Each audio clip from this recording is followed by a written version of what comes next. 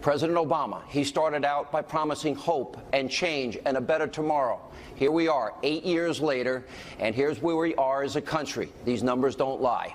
We have the lowest labor participation rate since the 1970s. Almost 95 of our fellow Americans are out of the labor force. America has now had the worst recovery since the 1940s.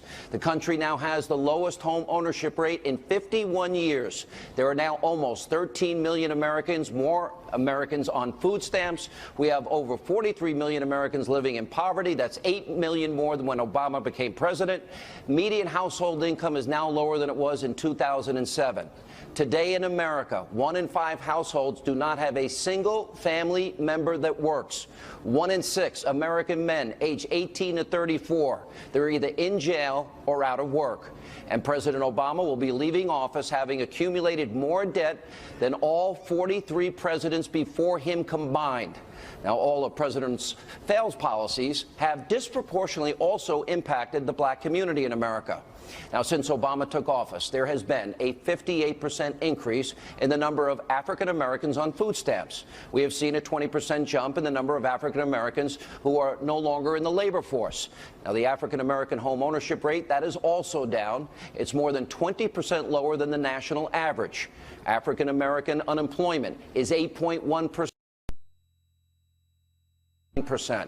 The wage gap between African Americans and white workers is the worst in nearly 40 years.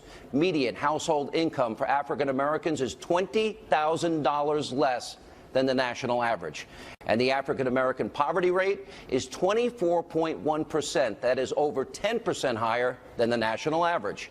Now, there's also been a surge in inner city crime. In Chicago, for example, President Obama's hometown, over 3,100 people have been shot this year alone. And since Obama has been in office, 3,660 people have been murdered. And according to the Chicago Tribune, historical stats now show that 75% of those victims are African American. Then, on top of all of that, our educational system in America is especially bad in inner-city America. High school graduation rates are 9% lower for African-American students than the national average. And according to the most recent statistics, the high school dropout rate for African-American students is also higher than the national average.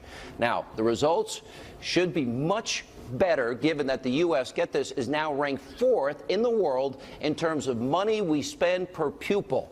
Now, per student, it works out to be $11,600 per student. Now, despite the high spending, America ranks 17th in reading, 19th in science, 26th in math. And by the way, we've not even talked about the disaster that is Obama and Hillary Clinton's foreign policy, Iran, Iraq, Afghanistan, Egypt, Libya, Syria, China, North Korea, Russia.